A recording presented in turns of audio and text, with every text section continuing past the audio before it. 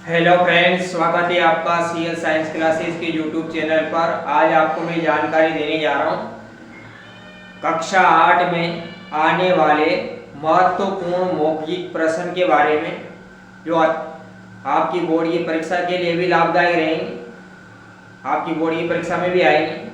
जैसे अपना यानी कक्षा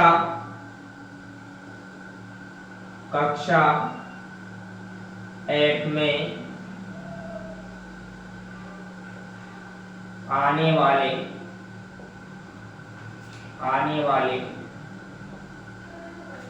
महत्वपूर्ण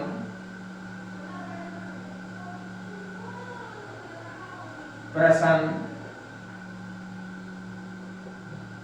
अब इसमें देखिए आप, पहला क्वेश्चन, खरपतवार किसे कहते हैं? खरपतवार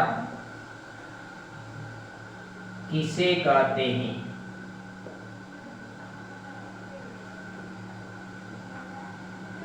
खरपतवार किसे कहते हैं कि फसल के साथ अवांछित रूप से उगने वाले पौधों को क्या कहा जाता है? खरपतवार कहा जाता है। यानी फसल के साथ जो चारा उगता है उसी को क्या कहते हैं? अपन खरपतवार कहते हैं। तो इसका आंसर हो जाएगा आपकी फसल के साथ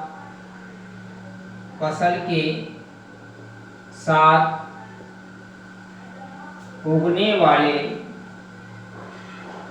वाले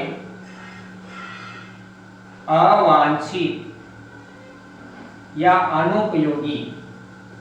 अनुपयोगी सही रहेगा, अनुपयोगी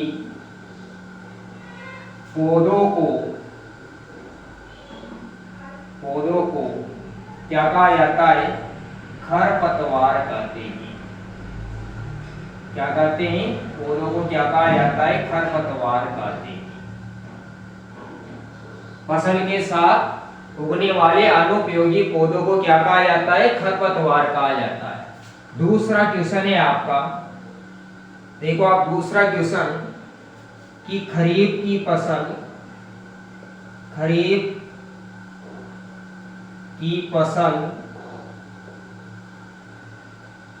क्या है? तो खरीफ की फसल किसको कहा जाता है? इसका आंसर है आपका कि वर्षा ऋतु में बोई जाने वाली फसल को क्या कहा जाता है? खरपतवार। सॉरी, खरीफ की फसल। तो वर्षा ऋतु में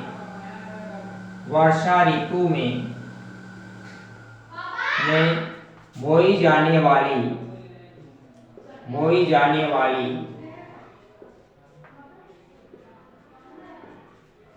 फसल को खरपतवार कहते हैं। सॉरी, खरीफ की फसल कहते हैं। खरीफ की फसल कहते हैं।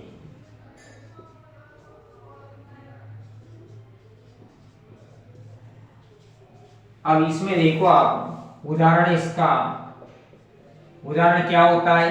एक तो वर्षा ऋतु में अपन मक्का बोते, सोयाबीन बोते, सोयाबीन है,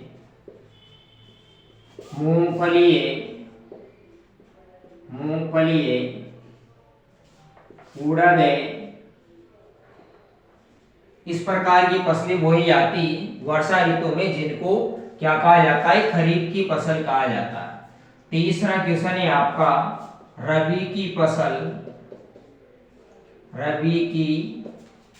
फसल क्या है?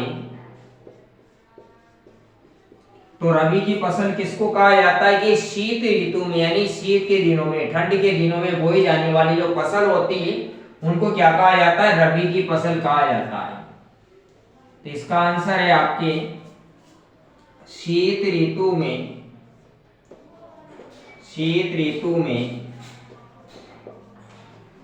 बोई जाने वाली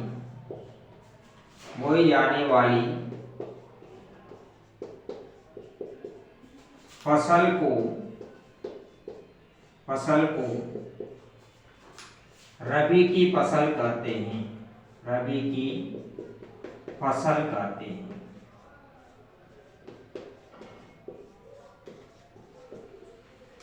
अब इसके बाद देखो, अब इसमें उदाहरण है इसका, गेहूं है, चना है, धनिया है, इस प्रकार की फसलों को बोया जाता है शीत ऋतु में। इसके बाद अगला है सीएनजी का पूरा नाम लिखिए। सीएनजी का पूरा नाम लिखिए। तो सीएनजी का पूरा नाम क्या होता है? कंप्रेस्ड नेचुरल गैस, यानी संपीड़ित प्राकृतिक गैस। इसका आंसर है आपका संपीड़ित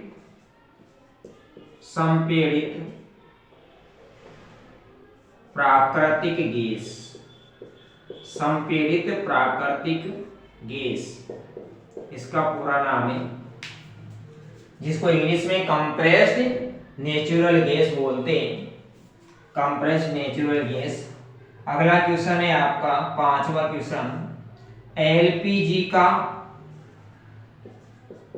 पूरा नाम लिखिए। एलपीजी का पूरा नाम लिखिए। तो एलपीजी का पूरा नाम क्या होता है? द्रवित पेट्रोलियम गैस। द्रवित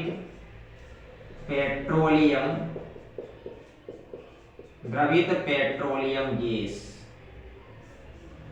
ये एलपीजी का पूरा नाम होता है। तो एक बार और समझ लीजिए, खरपतवार किसको कहा जाता है कि फसल के साथ उगने वाले अवांछित पौधों को क्या कहा जाता है? खरपतवार कहा जाता है। खरीफ की फसल किसको कहा जाता है कि वर्षा ऋतु में बोई जाने वाली जो फसल होती है उसको क्या कहते हैं? अपन खरीफ की फसल कहते हैं। जैसे मक्का है, सोयाबीन है, मूंगफली है, उड़द है। और रबी की फसल किसको कहा जाता है? शीत ऋतु में बोई जाने वाली जो फसल होती है उसको क्या कहा जाता है? रबी की फसल कहा जाता है। जैसे गेहूं है, चना है, धनिया है, और ही फसलों के नाम लिख सकते हो आप। सीएनजी का पूरा नाम लिखिए। तो सीएनजी का पूरा नाम क्या होता है? संपीड़ित प्राकृतिक गैस। इसको इंग्लिश में क्या बोलते हैं? Compressed natural gas. संपीड़ित प्राकृतिक गैस, ये सीएनजी का पूरा नाम होता है। एलपीजी का पूरा नाम, एलपीजी का पूरा नाम लिक्विड पेट्रोलियम गैस, हिंदी में बोलते हैं इसको द्रवित पेट्रोलियम गैस। इसके बाद आगे बढ़ते अपन, और क्वेश्चन है आपके इंपॉर्टेंट क्वेश्चन, जिनके बारे में अपन आगे जानकारी प्राप्त करेंगे।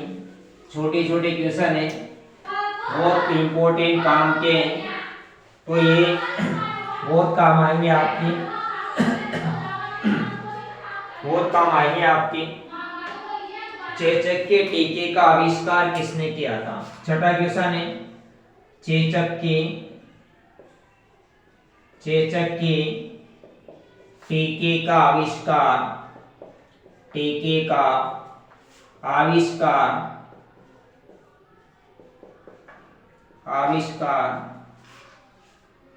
किस वैज्ञानिक ने किया? किस वैज्ञानिक ने किया? तो चेचक के टीके का आविष्कार किस वैज्ञानिक ने किया था? एडवर्ड जेनर नामक वैज्ञानिक ने। कौन सा वैज्ञानिक था? एडवर्ड जेनर नामक वैज्ञानिक ने चेचक के टीके का क्या किया था? आविष्कार किया था। इसके बाद अगला क्वेश्चन है, दही में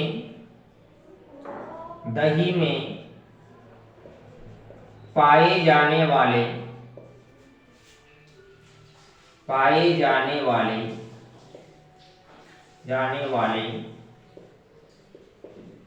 जीवाणु का नाम लिखिए।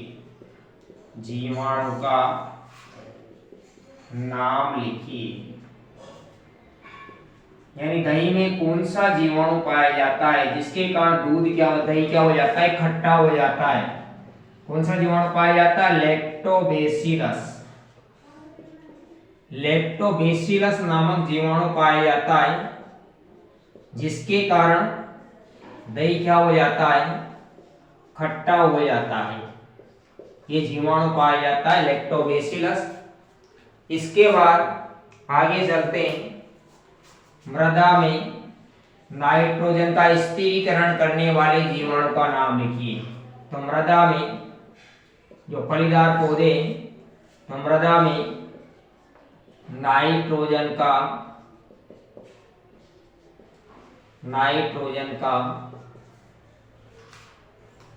स्थिरीकरण करने वाले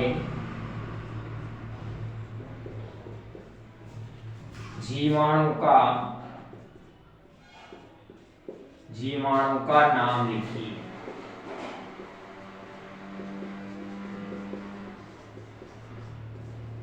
तो मृदा में नाइट्रोजन का स्थिरीकरण करने वाला जीवाणु कौन सा है? अपने पास मृदा में नाइट्रोजन का स्थिरीकरण करने वाला जीवाणु राइजोबियम नामक जीवाणु मृदा में नाइट्रोजन का क्या करता है? स्थिरीकरण करता है। इसके बाद अगला क्वेश्चन है आपका, मछली के तेल में कौन सा विटामिन होता है? मछली के तेल में कौन सा विटामिन पाया जाता है? कौन सा विटामिन पाया जाता है? कौन सा विटामिन पाया जाता है मछली के तेल में? Vitamin D. कौन सा विटामिन होता है? Vitamin D. विटामिन डी पाया जाता है मछली के तेल में। इसके बाद अगला क्वेश्चन है आपका 10वां, विनोइंग किसे कहते हैं? विनोइंग क्या है? विनोइंग क्या है? विनोइंग क्या है? कि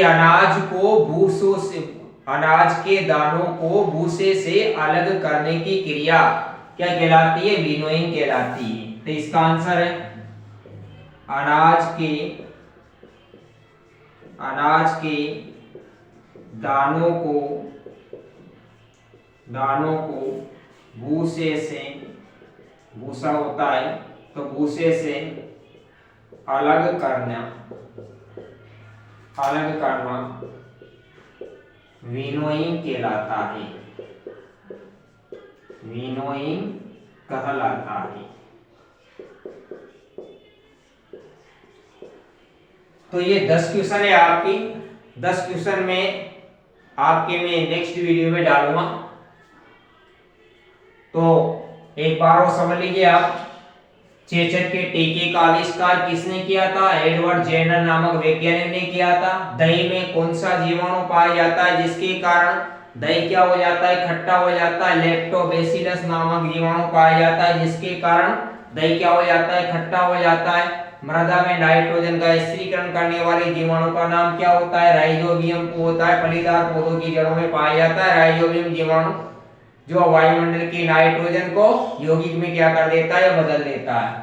मछली के तेल में कौन सा विटामिन पाया जाता है? विटामिन डी पाया जाता है। और विनोइंग क्या होता है? अनाज के दानों को भूसे से अलग करना क्या कहलाता है? विनोइंग कहलाता है। तो आज का वीडियो यहीं समाप्त करते हैं। वीडियो अच्छा लगा हो तो वीडियो को लाइक, शेयर और सब्सक्राइब जरूर कीजिएगा। थैंक यू सो मच दोस्तों, धन्यवाद।